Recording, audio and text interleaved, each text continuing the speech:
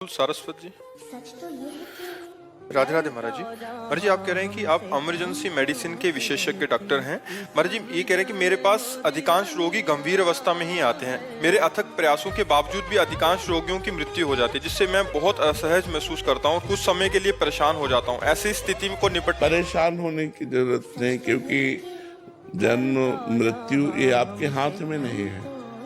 क्यों? डॉक्टर एक प्रयास कर सकता है लेकिन बचा नहीं सकता। वो मृत्यु का स्वामी नहीं है। जब मृत्यु चाहेगी तो उसको भी खा जाएगी। तो जो समय पूरा हो गया, सच तो ये है कि मरीज आया आपके पास, आप अथक प्रयास कर लीजिए, वो नहीं बचेगा। तो इस विधान को आप समझ लेना।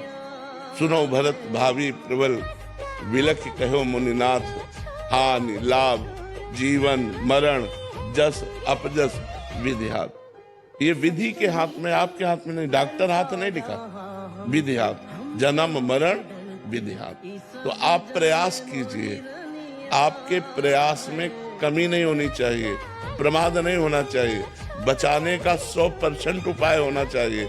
अब इसके बाद नहीं बचता तो फिर भगवान की तरफ देखकर प्रणाम करो कि हमारा प्रयास, लेकिन इसको जाना ही था, अब हम क्या कर सकते हैं। जो लोग नहीं जानते वो डॉक्टर को दोष देने लगते हैं कि डॉक्टर ने ऐसा।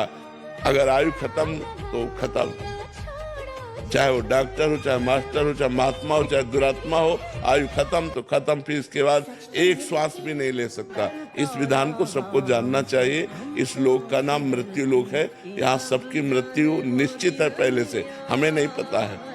तो अगर कोई सीरियस मरीज आता है, आप उसका उपचार करते हैं, फिर भी नहीं बचता है, तो आपको शोकित नहीं होना चाहिए, क्योंकि आपने अपना प्रयास कर लिया।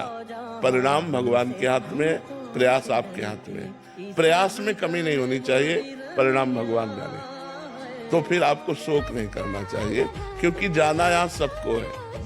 अब वो किस बहाने से जाता है, कब जाता है, कैसे जाता है, ये भगवान का विधान है। उसी विधान में आप एक सेवा में हैं। अंतिम समय आपके पास आया, बचने का समय है, तो आपका प्रयास सफल हो गया।